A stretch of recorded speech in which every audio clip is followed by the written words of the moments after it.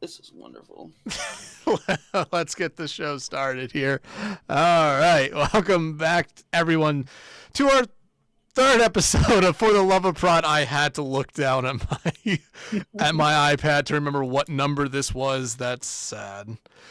But as always, I am joined by Huntertain to my right, Megalass below me, and the person, or my bad, the citrus in the bottom right, Orange. Hello. I like Orange. We talked about this when you joined, or we finally all saw your camera there, but it is incredible. Thanks. This is me. This is what I look like. It's a real representation of what is behind the screen. Always. A very talented Orange indeed. But y'all, it's been a week since we last did this. Maybe a little bit over a week. You know, not the normal 7 days, but we added an hour and a half on to this one. So a lot of stuff happened, Hunter. We were kind of talking about it before everyone got here. But what have you guys done in the past week here?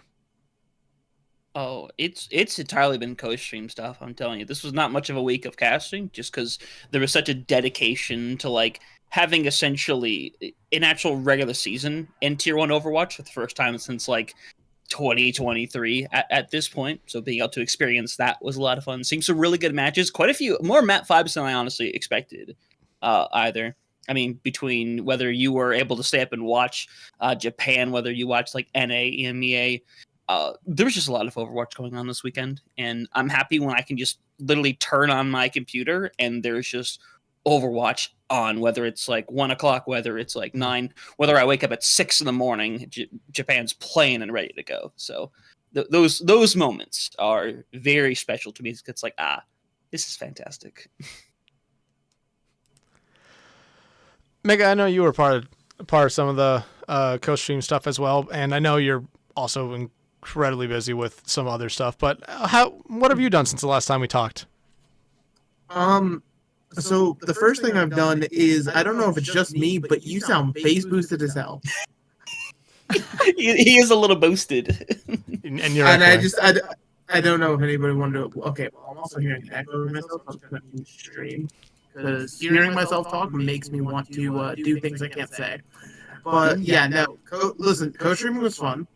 Playing Overwatch ? Is fun. But yeah, it is very hectic time. One thing I would recommend to anybody listening, regardless of what you're doing, whether it's esports or real life stuff or whatever, make sure you schedule things, because otherwise you make days like I did today, and where I've been pretty much running both physically and mentally since 9 a.m. So we're balling, as the kids say. Yeah, you're still echoing here a little bit, but Orange, I don't want to talk about basketball at the moment, but Orange, I don't know necessarily how much involvement you had with co-streaming this week, but I definitely do know you have observed some stuff in the last 7 days. Yeah. Actually, I've done relatively little observing in the last 7 days than I usually do, because I probably did like one BPL Snowdown stream, and actually the majority of the time I was in BPL playing Minecraft or otherwise. So, actually relatively little prod for me this past week, but yeah. Yeah, I feel like that's the case with a lot of us at the moment, even though I think there's 2 or 3 leagues that are starting up here soon. And like you said, Snowdown's going on at the moment. So I think about the ramp up for us, at least everyone in prod. And it's going to be like, I was thinking about like, wow, I'm going to have to start really scheduling these out a lot sooner so that we can have the time. And like Mega, you and Hunter, hey, congrats on launching the breakdown. It was fun to watch what I watched, but like even Hunter kind of said, it was scuffed fun. Okay, it wasn't that scuffed. Hold on. Let's walk it back there for a second. I never claimed the whole thing was scuffed. I said There was like there were fun scuffed moments. I'm gonna be real. The only thing that I'm like actually upset about is the fact that because of the way I had the preview set up for Discord, y'all saw what I was setting up with the Luka Doncic being Headrunners Player of the Week. You didn't see that. I didn't actually see it. That's the thing. Is only y'all saw it. It didn't go out straight. It was only because of the way the preview was set up. I was like, listen, could we make it South America like I planned? Yes. Would it be funnier to say top 500 Overwatch player Luka Doncic as the Headrunners Player of the Week? Absolutely. Just because Fletch was there and Fletch started yelling. He started yelling to the point where no one heard him. His mic cut. It was great to hear that. But like, Mega, I'll say this about the breakdown. You have that set up a lot nicer than this one in this podcast. You actually have like but you actually have like a breakdown of like what we're gonna talk about. Here it's like, okay, we know we're gonna talk about like 3 things, and then after that, it's wherever the wind takes us, and a lot of time it goes based off what our guest our guest does and what they have to talk about. But speaking of that, or actually before we go on, Hunter, is there anything else that you kind of want to add on here? I mean, not a ton right now. I'm just very happy that Overwatch is getting going again with WCS. And the fact that, by the way, every league in the freaking universe is starting up like the next couple of weeks as well. So things are going to get very busy very quickly. So I don't know. Support Overwatch. Watch Face It League. Watch OWCS. And for that fact, watch Andromeda. Ton of Spanish talent hanging around doing some amazing things. I don't know. That's all I've got to say for now. But let's get into the normal, at least, chunk of the podcast here. Our guest, Orange, an observer that we have all worked with several times, is our guest here this weekend. And Orange, what we always do, I don't know if you've watched the podcast in the past, but what we always do is we bring someone on, we want to ask them the question of what got you into esports and what keeps you around. So what got you into like doing what you do in esports? Well, I first got started like working behind the scenes in esports, I think 2023, like summer-ish. I saw a tweet from Kunoichi, which we all know is CGL's marginalized gender section, looking for production staff. And before that, I knew nothing about like all the work that went into an esports broadcast. I had watched and attended esports events before, but I had no idea that I could even that observing was even like a thing that people did and got paid for behind the scenes. So I was like, that sounded interesting, and so I filled out the form, and eventually here we are. Ended up doing a lot of observing since then, doing as much as I can to like keep sorry. I'm an observer, not a caster. I'm not built for yapping. But yeah. I just kept at it, and since then it's been a lot of fun. So like I think we all know you from Overwatch, but is there are other games that you observe, right? Honestly, the vast majority of my hours are observing are in Overwatch, but I've kind of tried to branch out a little bit. I did some Valorant, which I very much enjoy, and I also got pulled into a couple of Deadlock broadcasts as well, which has been very fun. Yeah, it was the Deadlock fight night stuff. That's what they call it. Mm-hmm. Like, I can't get into Deadlock, but it's fun to watch. I think later on we're gonna ask you a little bit about just what it's like to observe these different games. But that seems like a game that is either incredibly easy to observe, or incredibly difficult to observe. But I mean, Hunter, Mega, before we get moving on here, like we've all worked with Orange in the past. We all kind of know what to kind of expect from them. And Orange, I think this is something that I think in the majority of the episodes that we've done for this podcast, your name has been dropped the most. And Really? yeah, like in a good way. We mean this in the nicest way possible.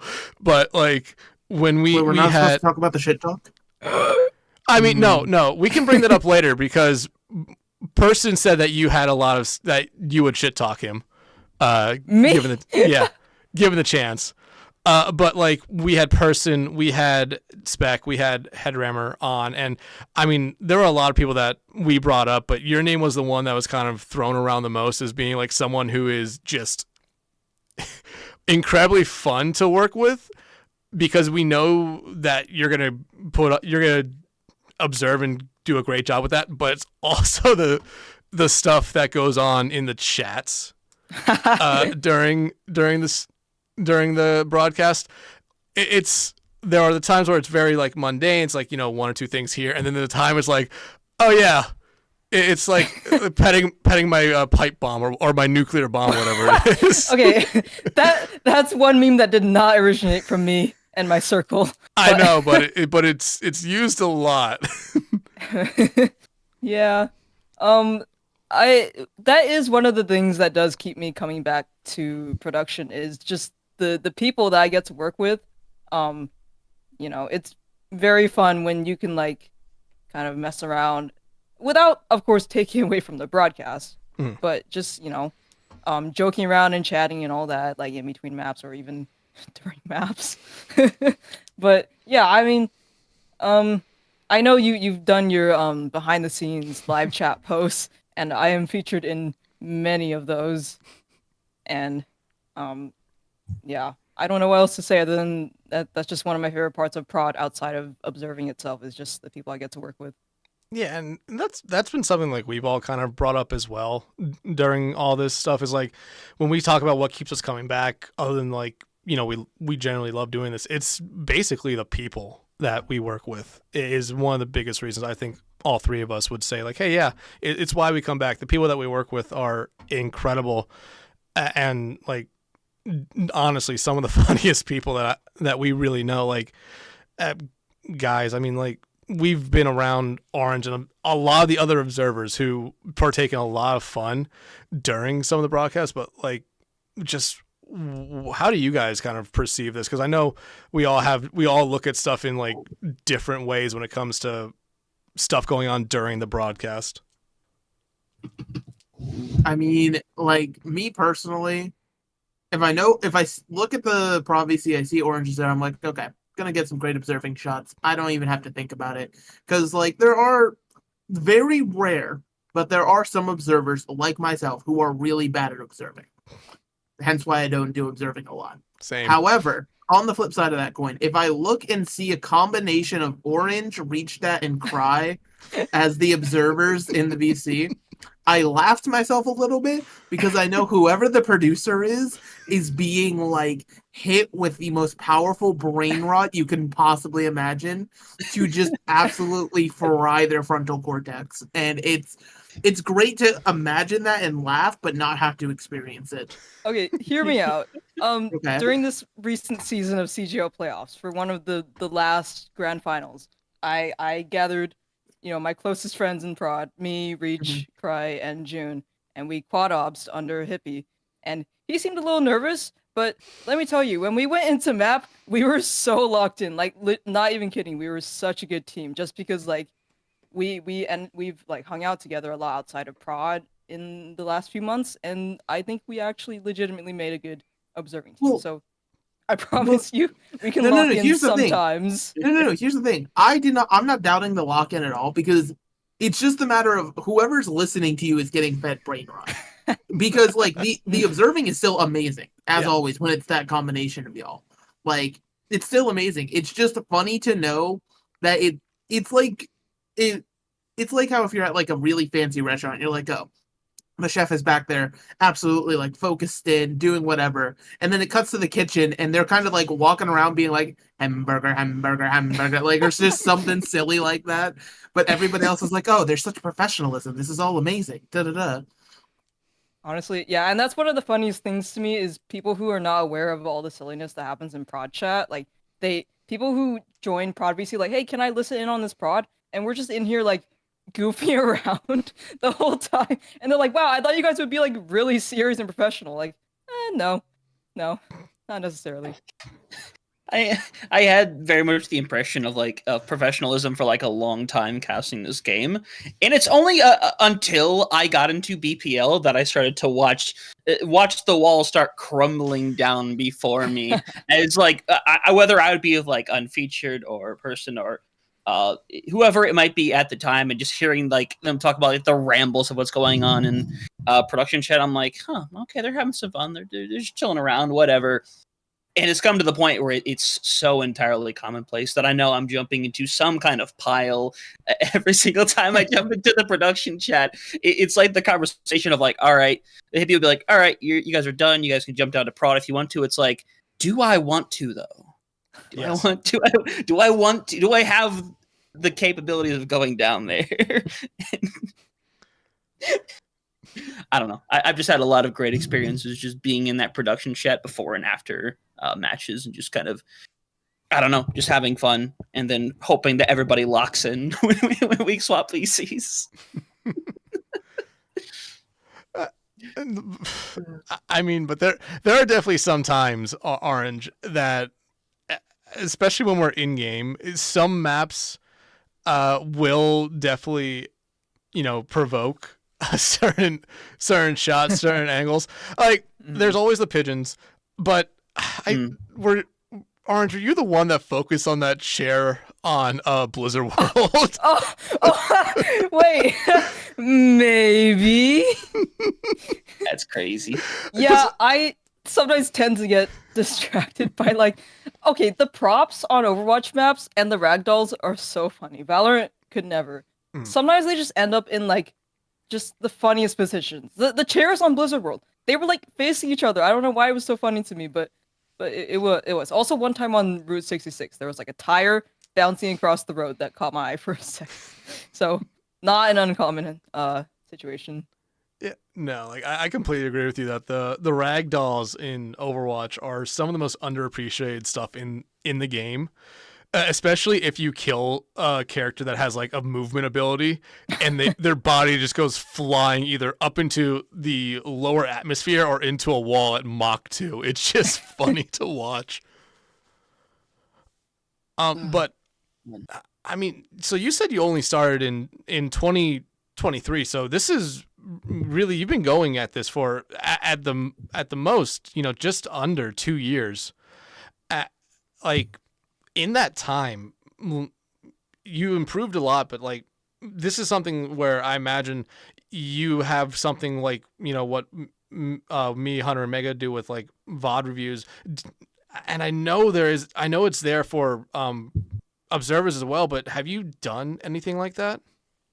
I actually have not gotten a VOD review. It's been something that's been on my mind, but I've never like ended up actually reaching out to someone about it. I've given a VOD review, funny enough, but I have not gotten a VOD review. I definitely should at some point, but yeah. I mean, you're doing a good. I wouldn't say, like. Here's the thing: for someone who's never observed before, for someone who's, what the hell, Mega? For someone who's only ever observed once before, like, I know it was incredibly difficult the one time I observed, and it was like, wow, I got a better appreciation for everyone who does it. It was like, I truly wonder what it would take to get better at this. Like, what were the steps like that you took, or what did you notice yourself kind of doing more and more as you did this more and more? The biggest thing, I think, okay, so I'm primarily a free cam observer. So the biggest thing for me was just getting a lot of hours in, which made me more like comfortable with my controller. But that's not to say I'm not comfortable with POV and solo. And I think that just comes down to, I guess, I mean, yeah, still like putting in the hours and also noticing patterns, like, and patterns can help you like predict what's going to happen. I mean, I'm sure, you guys as casters, I'm sure, you employ similar things to kind of discuss like, what's going to happen next. You can kind of apply the same process of thoughts observing where you're like, I'm either going to use this ult, and so I'm going to prepare for that to happen mentally. But yeah, mainly the hours, I think. Oh no! What's going on? Are you reacting to what Mega posted in the chat? A little bit, yeah. I'm sorry. Like, I was just like absentmindedly scrolling Twitter, and I was like, "Wait a minute, this fits right now. This kind of fits." No. Here, let me see if I can pull it up so we can at Just least... the violent scream. Here, let me see if I can get this going here. Nope, Oh my god! thing. Wait, their power. Why did I disappear for a second? What was that? That was Mega last week saying, here's my link, and then not posting the link. Consider the following: get rolled. Hey, I have an orange. I can roll. Yeah, see, orange. How about we leak the moldy orange? Huh? How about that one? Yeah.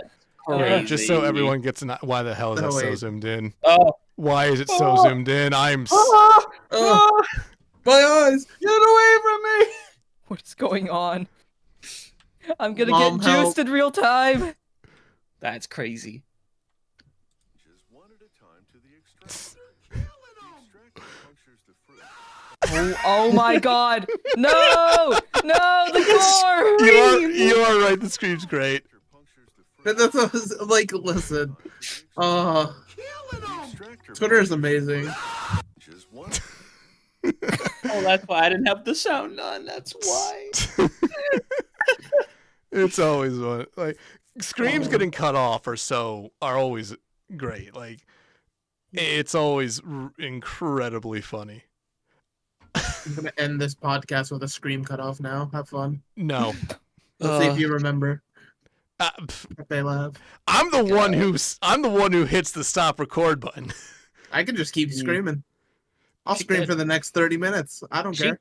I feel like she could too. I feel like this is not a button you want to press. I'll be honest. This is another threat. It feels more like a promise. I'll be honest. Oh. All right. Well, Orange, so you observed other games, and this is something where like I kind of want to get an idea about when it comes from the perspective of an observer. Like, I believe all of us here have casted other games. Like I've at least comfortable casting Rocket League. I did Valorant.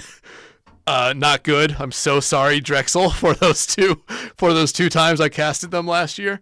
But like Hunter, Mega, what other games like have you guys kind of casted and regularly at a point, or just try to like dip your toes into a little bit? The dip toes would be COD as well as Marvel Rivals, which I did Rivals for the first time a couple weeks ago, which was a lot of fun. That was also the first observing I've ever done in my life. I observed and casted at the same time, which is an experience, by the way, doing solo observing while trying to also cast the game. It was a learning experience, I'll tell you that. But I haven't had a ton of experience with other games, and I've always wanted to, 100%. It always feels like a daunting task to jump into an entirely different game, not due to a lack of knowledge, but perhaps a lack of knowledge in a different variety, I guess, of the scene itself. Like us sitting here, we have dozens of Discords sitting on our side right now, filled with every league we're in, every group of like, hey, this thing's happening here, overproductions for this. It feels like a whole different experience jumping to another game and basically having to essentially start from ground zero in a lot of ways. So no, this is just the bread and butter 90% of the time, but it is fun to experience other games and see what they're like. Yeah. Mm-hmm. Yeah, I mean, I've talked about this before, right? I used to dabble in Pokemon, which is a completely different ball game in terms of casting. I've been in the Valorant VOD dungeon. The amount of hours I put into Valorant, both playing and learning it, for how little I cast it, kind of annoys me. I'm not gonna lie. Like, it's gotten to the point where like I'm like actively keeping up with like pro metas, knowing what lineups are to be able to call them out more accurately and stuff like that. And it's just like how many Valorant tournaments there are, and there's just none. There's just not a lot. But I mean, that just speaks to how great Overwatch is. As much as people want to just clown on the game time and time again, like Mm. like Hunter just said, I could literally just start naming on my fingers. CGL, SPCS, BPL's currently going on. Uh, there's stuff about to happen with the Aurora series. There's stuff about to happen with Collegiate all over the place. Like there is there's so much in Overwatch, especially if you want to get into it to like cast, observe, produce, whatever, that there is a place you can actually sit and learn. Yeah, and like that was one thing like when I first got into casting outside my school, it was like, wow, there's a ton of opportunities for this. And then when I wanted to, do Rocket League, it was like, wow, I haven't found a lot. And like the difference in, the styles of casting you have with them is really interesting because Rocket League, I do like flex or hybrid casting where there's really no play-by-play, at least when I do it, or color, play-by-play or color. It's just like I'm talking about what's going on, handing it off to the next guy who's going to be talking about what's going on. And Orange, as we kind of translate this question to you here, like you said, you've observed for 3 games now, Overwatch still being your primary one, but is there anything kind of different you have to do when you go over to these other games, especially in a game like Deadlock, where third person, I want to say, is it MOBA? Or yes, no? Yeah. it's MOBA. And like there's other objectives you kind of have to be following rather than just the single one that you have in like Overwatch. Like how is it observing that? I will say first, a common thing between Valorant and Deadlock, believe it or not, is the minimap, right? Overwatch doesn't have a minimap, but Valorant and Deadlock both do. And so when you're observing those games, you're a lot of the time focusing on the minimap. I would say Valorant isn't too different from Overwatch. It's maybe a lot more POV focused and maybe, some different goals. You really want to catch the kills happening in Val versus in Overwatch. You're more going for like context and like, the big picture. And then okay, the nice thing about observing Valorant was that I had played Valorant. I had many hours in Valorant. I was familiar with the agents and everything that's happening. Getting pulled into Deadlock Fight Night was another story because not only had I never played Deadlock, I wasn't really into MOBAs in the first place, so it was like a lot to learn. And I had like before the first Deadlock Fight Night show that I filled in for, I had like a day or two to kind of crash course myself on Deadlock. So that was a lot, kind of learning like, okay, there are these objectives on the map that are really important when people take them down, and then often, people will be scattered throughout the map, so-called laning. I don't know. It was a lot. It was a lot of different things to learn. And the other thing about Deadlock is that it's an early like alpha access, right? Mm-hmm. There are only 2 observer slots, and there is a lot going on the map.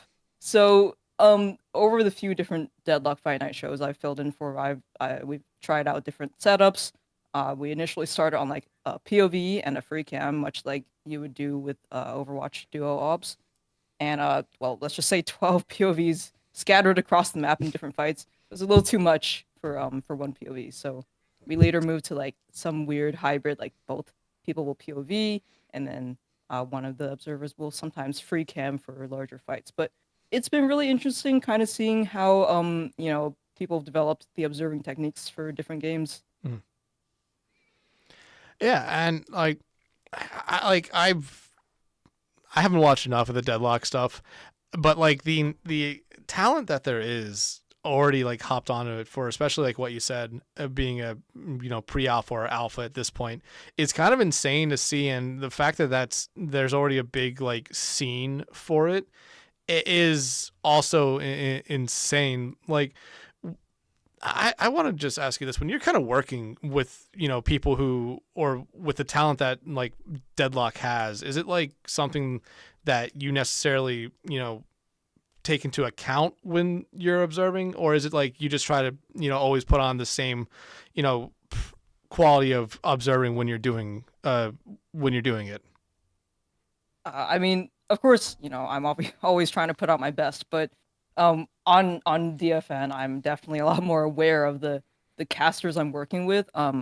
for that show, we the observers and the prod we get a caster audio feed. So I'm definitely like listening intently to them, whenever I can. Sometimes, I'm still working with like friends and good people I know, on DFN. So sometimes we're a little off topic, but I'm definitely hyper aware and maybe even a little self conscious that I'm working with such high tier talent on that show. But of course, that's not to say I'm any different. Like they kind of fade into the background in a way that I'm still like against my observing like flow state almost still. Yeah, and like, I mean, the couple times that I've been able to work with people who are a lot higher up when it comes to like casting stuff with me, it's like there's always that part of me where it's like I'm a little nervous. I don't want to like fuck up so hard where it's like, wow, I don't want to have this be the only impression they have is like, wow, he just fucked up over and over and over and over again. But then it's like at the same time, I'm also just being too safe with stuff. Like I'm stopping talking a little bit too early. I'm being very, very over explaining something that they clearly know. Like,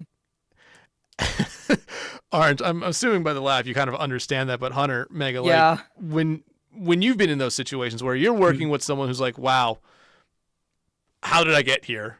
Kind of thing. Like, what do you guys kind of go through those same things where you're trying to make sure it's like, you don't want to fuck up, but it's also like you're just trying to also put yourself in the best light?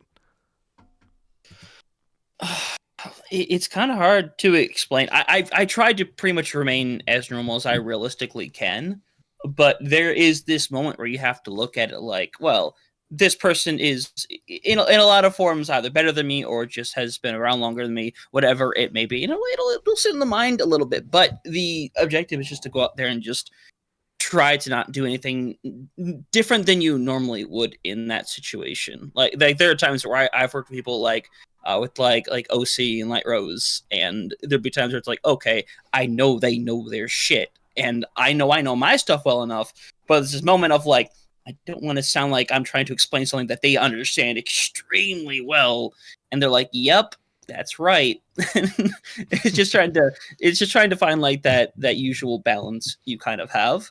But to be fair, I also love those moments more than anything else, to work with somebody for the first time and be like, oh, hey, I've watched you for years. How's it been up there all these years? It's good to be here for the moment.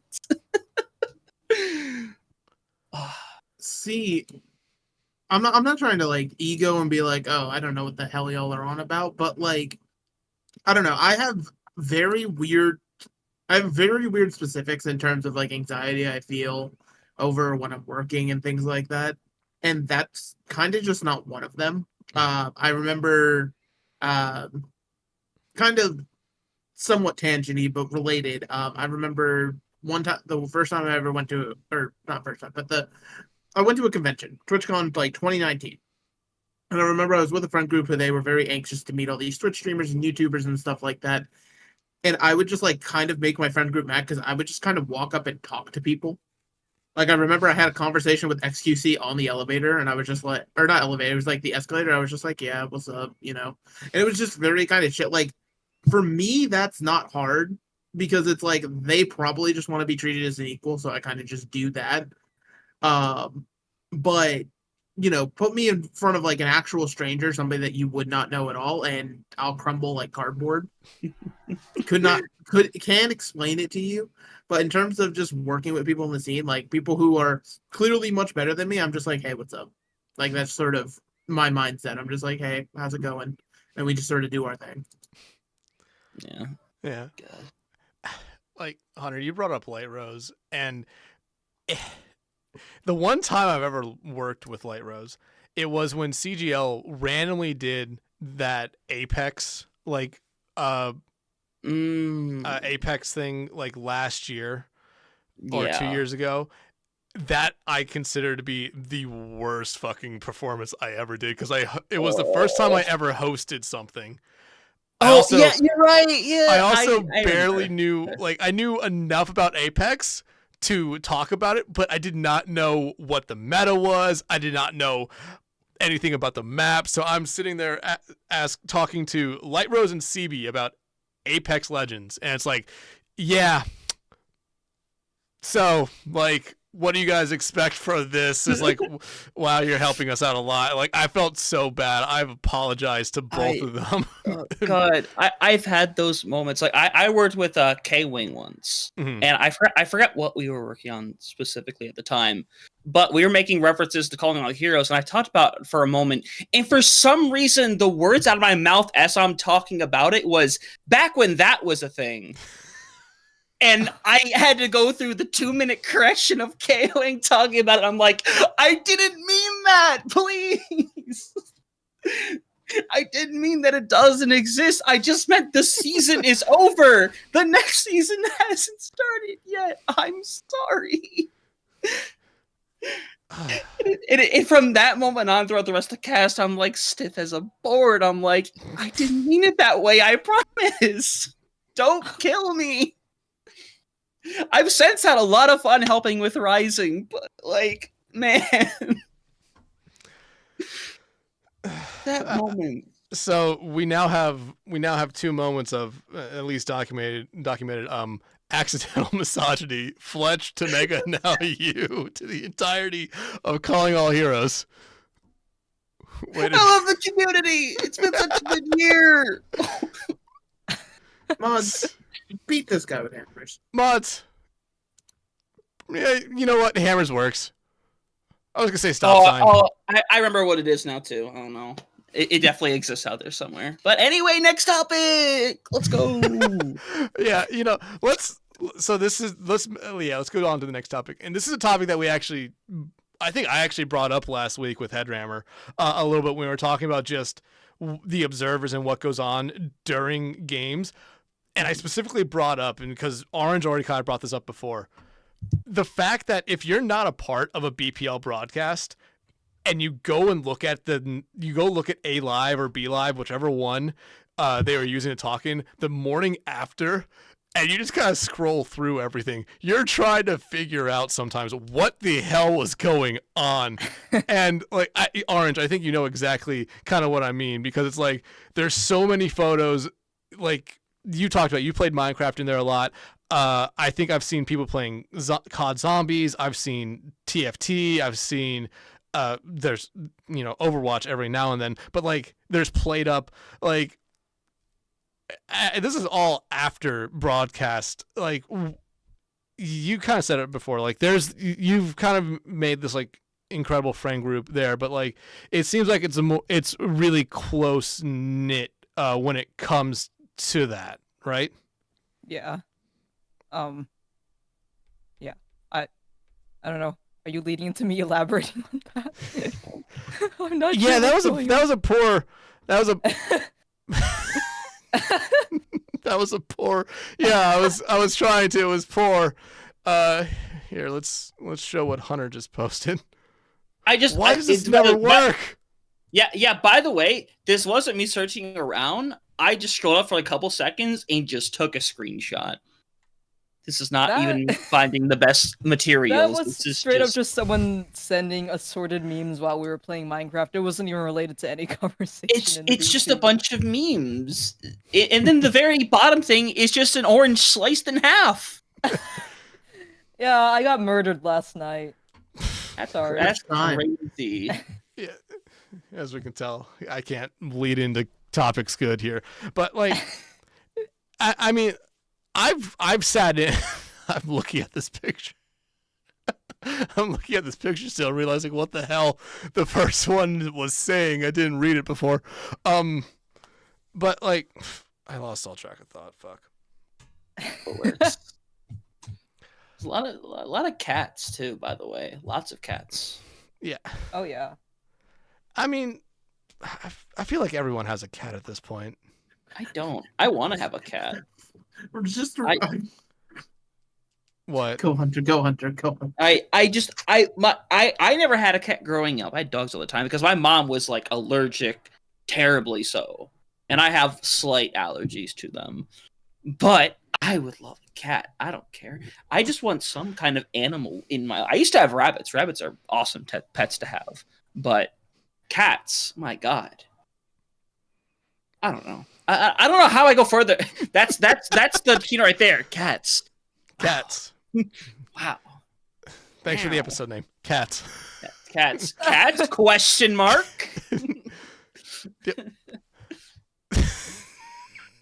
That picture too. Yeah, I went scrolling through BPL like an hour ago and saw that. I was like, what the fuck am I doing here? I literally like that picture got posted and I was the one that said that's just Dexatron when he does his fucking glow in the dark makeup. I want you to realize the reason I'm losing it is like if you were in DC last night, Person was actually about to burst a blood vessel because Person could literally say something like, I'm going to go grab a bottle of water. And Reach would just be like, can I have your cat? Okay.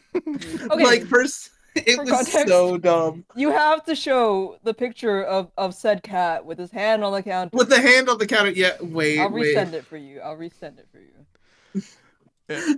Here. This is Person's cat, Eeyore. Mhm. He's very cool, and he's put his hand on the counter, and Reach is obsessed with him. Rightfully so. Reach has decided that this cat should belong to Reach. And Person is just like, no. This cat is about to ask, you like jazz? It's so zoomed in. Wait, no, this actually, we can actually lead this in because Person set us up for this orange. Why does Person talk about the fact that you can come on here and slander him? I can come on here and slander him? I guess I can complain about how he has no whimsy and he doesn't take my silly shots. Unless if I force them. Yeah, this is Like something we Instagram. talked about. This is something we talked about. I was gonna say you were the one that forced the Gibraltar hidden room, right? And that you physically wouldn't get off until he showed it. Oh, the floating chairs? Yes. This happens a lot. Look, some producers have whimsy, okay, and they will oblige me. Maybe even if it's just my little silly shot gets put in the corner in a little pip box, I'll take it. The person's like, "No, I'm not taking your pigeon." Okay, no, you have to take pigeons. I mean, at this point, the pigeons are probably somewhere in the top 20 most popular Overwatch characters. I'm saying. People literally cheer at LAN when the pigeons come up. It's wonderful. Don't even get me started on the rubber duckies on New Junk City. How many are there? How many are there? Because you have them all. You have them all. Like, let me look at my preset cam thing. I have 1, 2, 3, 4, 5 preset cams dedicated to ducks. One of them though is a sticker on a box, so I don't know if that counts. It counts. Okay, and then bonus ducks is when refinery is captured. A bunch of ducks will fly out of the hole in the middle of the point. Really? Yes. Pay attention next time it happens. I know about the Pay very close coconuts attention. dropping on beach on Samoa. I didn't know that rubber ducks drop. There are so many of those like silly point cap animations, like Palace on Suravasa. There's a little pine cone on top of the fountain that goes up. Yeah. Every time I'm like, ready pine cone, take pine cone, and pine cone. It's important. Yeah, Those are the is. moments we need to capture on stream. Yeah. Like, were you the one? Like, I think you were part of the one BPL broadcast I did last week. Were you the one who flew into a garbage can? Yes, yes, on Kings Row, I flew into a garbage can and looked out through the window. It's my signature trash can. Your signature trash No, can. no, that's not my signature. Sorry, I take it back. This is the But- Oscar the Grouch pill. Look, let's just say I get a little creative sometimes. But like when you're doing that, and especially when a new map comes out, like, do you spend time actually like kind of flying around the map? Oh yeah. Yeah. What's the longest you've spent on a map just looking for something like funny or goofy? Honestly, okay, when a new map comes out, let me preface this by saying on each map you get 9 slots for preset cameras that you can bind to a button and go to them quickly. So you get 9 slots on every map. So every time a new map comes out, if applicable, I'll set like standard like overheads, and then outside of that, I'll fill up the rest of the slots with silly or pretty shots that I can use pre-round. So mainly, I'll just fly around long enough to like fill up those slots. But sometimes, like if I notice something like on Ruinasapi, for example, there are llama plushies. I will try to find where they all are. As far as time, I wouldn't say I spend like hours upon hours on one map unless like I become aware of like I recently found out there's one pigeon on New Queen Street. I spent a little while looking for. There's one? There's one pigeon on New Queen Street. It's on a bench near Red Spawn.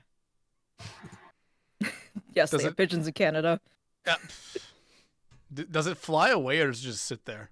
No, it just sits there. But it's like kind of out of the way, so like people don't really fight there. Yeah. So you wouldn't see it. I think one of them, it always kind of pops up every now and then with New Queen Street is where I think it's Red Spawn where people will fly out of the map and just kind of look at all the other buildings like they've put the time into rendering. It's just kind of like it's interesting to see that because I think everyone knows about King's Row and how it's like, oh yeah, here's the story mission area. Like that was funny when like that was added to the game for observers to basically just kind of be like, hey, yeah, look, the story mission stuff. Remember that? Yeah. It was one of my favorite things is like showing the areas that people wouldn't look at like during gameplay, whether that's like, you know, like you mentioned, stuff outside the map or even inside a lot of the spawn rooms. Like you don't turn around or look up, you just go forward and exit the spawn. So some of the most surprising places to find pretty shots is in the spawn rooms themselves. I think Rialto, the third point defender spawn, there's like this ominous table with a bunch of chairs that's like right behind where you spawn. I love doing that shot. People are like, where is that? It's the defender spawn room. You've been there many times. Yeah, Mega, I think you would actually know a decent amount about that since you did the what map is that on the breakdown today, right? Yes. Perfectly honest. I've been zoned out for like the last 30 seconds. Catch me up real quick. I am so sorry. We're talking funny about spots on maps. Yeah, funny or like cool kind of spots on maps. Okay, listen, I'm gonna be real. For like observers, like you have to actually get something like you know, something that looks good, especially if you wanted to, you know, be on the feed or whatever. Like, and I give full respect as somebody who was flying around the maps looking for stuff to, you know, just for people to guess. I was like, gosh, there's like you have to actually just have like not only the greatest like thing to find that you can make look cinematic, but you then also have to make sure your camera work is good, make sure that nothing looks jittery or anything like that. And so my heart goes out to observers for that because like whenever I observe, I've been trying to do it more and more with finding stuff, but most of the time when I observe, it's with Hippie, where Hippie's just like, I don't want your shit anyway. Heck you. And so I'm like, okay, my fault, King. And then I just, you know, go about my merry way. Yeah, I'm gonna actually upload my favorite one from this morning. Is it gonna be the roof or the ceiling from Hollywood? Dude, okay, that ceiling on Hollywood went hard though. Like I think that was an amazing pick from me. It was, but the way that you talked about it on the broadcast is like, yeah, this is the roof, but it's the ceiling of, you know, one of the buildings on in Hollywood. I was like, the only thing I remembered is Michael Jordan saying the roof is the ceiling. Quote when he became like a big partner in UNC's athletic department. Mm-hmm. Yeah, no, this one was my favorite because it looks pretty, but at the same time, you have no clue what map that is. What map was that? Because I got zoom in on the window there. That it looks like the mountains of Nepal. It is Nepal. Let's go. Yeah. But Orange, like I think Mega brought up a topic that we could kind of talk about here for a little bit. Working with different producers, like you probably do a lot of the time, like. What is that kind of like? Because, you know, we get on the caster side where, you know, we get told we're going in or, you know, to throw to break or something like that.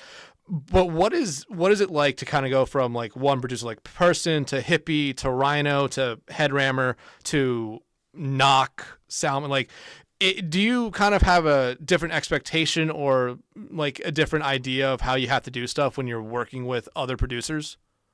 Yeah, I've kind of learned with the producers that I've worked with, over and over, each of them, like their habits, what shots they want, or the another thing is like the tools that they have available for us observers. So like stuff like a tally light that changes color to let me know when I'm live or not. Some producers will provide just a tally light. Some of them will be very vocal. Some of them, like Hippie, will even provide a clean feed where I can see all the observers' feeds. And it's kind of like getting used to working around different setups, and also just you know, getting used to their individual quirks. Like, I've gotten very good at like predicting what shot Hippie's gonna ask me for example, just off of like working with them many times. But yeah, I mean, they each have their ways of doing things. Yeah, and like I think as casters we kind of have an idea of like how everything's gonna go when we're working with people. Like you said, Hippie's one where you kind of know what you're getting into with him, mostly because he has vmix and you can have the clean feed up. This was something that we all experienced with SNO and FNO, like being able to see the different kind of boxes, even though I imagine he only let us see the 4 he wanted us to see. I imagine for observers, It's like, oh yeah, here's all the observers, here's the clean feed, here's the cameras that for the casters for the desk people. But like it's very interesting to go from producer to producer and have it like what to expect, but at the same time it's gonna be a little bit different in the delivery for it. Like, guys, do you guys kind of experience that as well? You feel free to go first this time if you want to, Mega. I've been going first a lot lately. Well, no. I mean, like, as somebody who, again, like, I've been dabbling in observing, and I've been starting to like dip my toe into the production side of thing. And like, there truly is so much stuff that happens on the back. It's like if you see what's it called? If you see like one of those really nicely put together PCs, and the other side of it is just a wiring hellhole of just everything is connected so it functions. That's pretty much most broadcasts.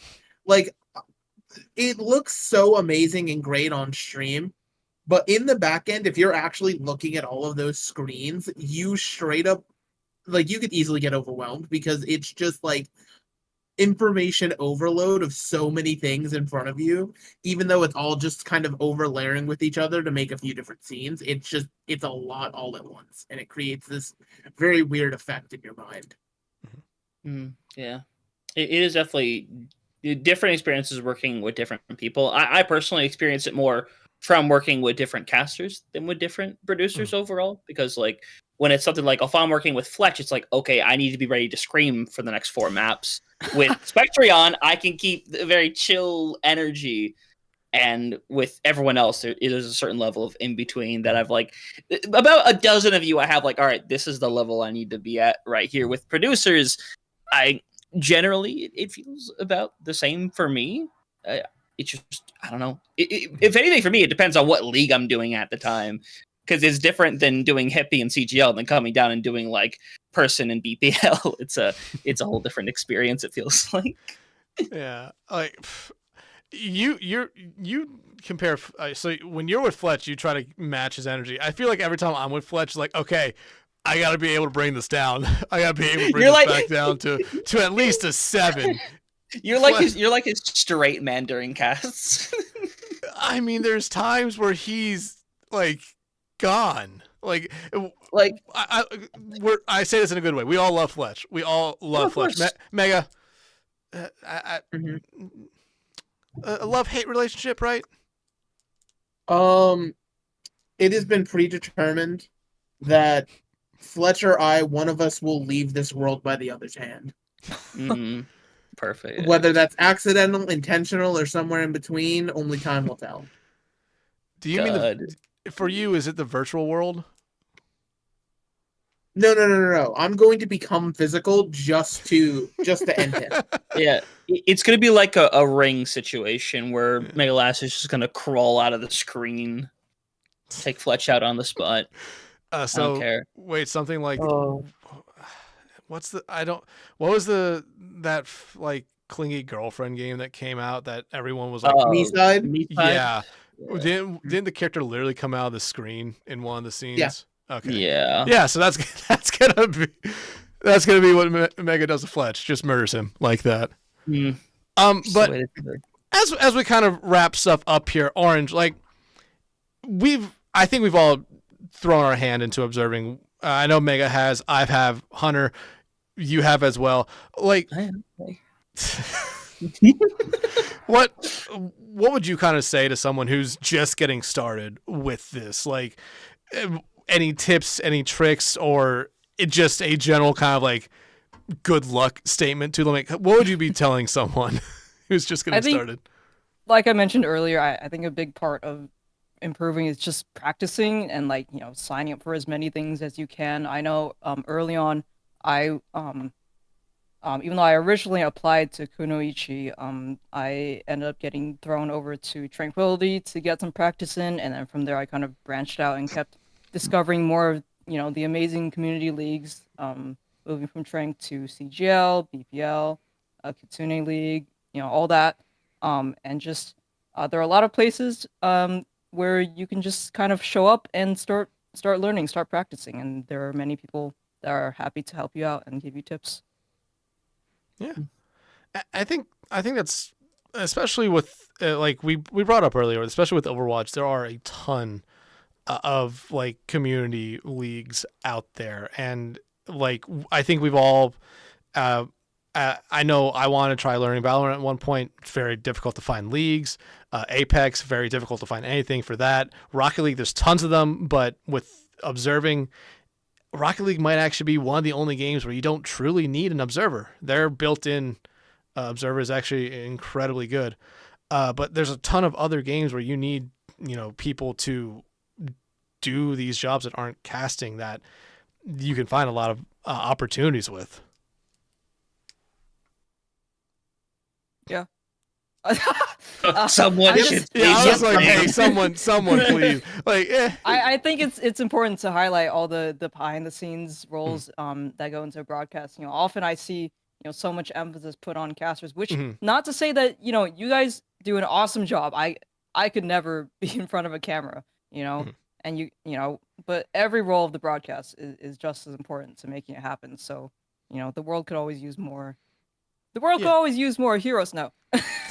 The world could always use more, like, you know, people behind the camera as well. You know, they're just as important as casters. Yeah, like casters are the front of the behind the scenes. Everything else is incredibly important. We are probably the smallest part of the behind the scenes, just the casters. We're just the voice. Every like producers, observers, replay ops, and it's like tournament admins, lobby admins, everything else that goes on behind the scenes to put on these grassroots tournaments or community tournaments, you know, are so much more important than casters. And like, it's one of the main things that I'm trying to do with this podcast is I'm not always going to be bringing on casters. That's why Spec was the only caster we've had on so far. And after that, it's been a producer, a head rammer who dabbles in everything. Yeah. And an observer. Like, I'm trying to get everyone to, you know, a good showing of everything else there is with, you know, esports production, because like I said, casters are the smallest part of an actual production. You know, that's such a nice way to end it off that I want to ruin it by bringing up the fact that we didn't mention Huge Man once. We didn't bring up Huge Man once.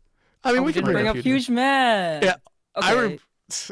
Orange, when Huge Man was a big thing, I remember, like, you were like blending it into or turning the opacity down to like 2 and putting it in broadcast. And I just remember one where it was like, oh yeah, here's a Mauga play of the game introduction, and I'm just looking at like, yep, yeah, there's Huge Man. Yep. See, I remember the Nepal pit. I remember that one most vividly. Oh my god. I'm trying to find the Mauga Huge Man image. Okay, I found it. But yeah, I mean, Huge Man has kind of faded. There was a time where we were playing this game called I'm on observation duty a lot. It's like you look through cameras and then you try to find like if anything changed from the last time you looked at it. And one of the anomalies that could show up was a Huge Man. And wait, okay, don't show that. Show, or maybe I don't know. No, I'm gonna show this one because I can actually. So there's something funny. I have this specific image right here. Someone literally said, "How'd you know that was Mauga?" And I was like, "It's the biggest fucking back in the game," and he wouldn't believe that, and he just wouldn't. It's like, dude, you can see Huge Man. It's Mauga clearly, but like. Yeah, you're right. Huge Man was a thing for like a month, and it was great.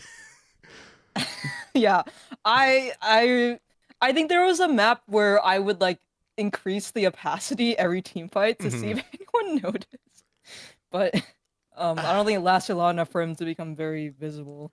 I think that was a funny bit for a while. I think I noticed one of the times you did that and just posted the sticker. In the chat.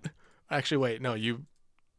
I can open this one. This one's an image. Yeah. If you want to show Huge Man. Huge Man. Huge Man. I mean, hell, that man is stanced up. He also has the flattest head known to man. He's huge. He's huge. He is huge. Man, but. You know what? That's probably a good place to end it. Mega, please don't scream. Orange, I want to thank you. What the fuck? Oh my god. I'm sorry, I went 8 mode. I went 8 mode. Jesus. I'm sorry. Outro, get us out of here. Get us out of here, please.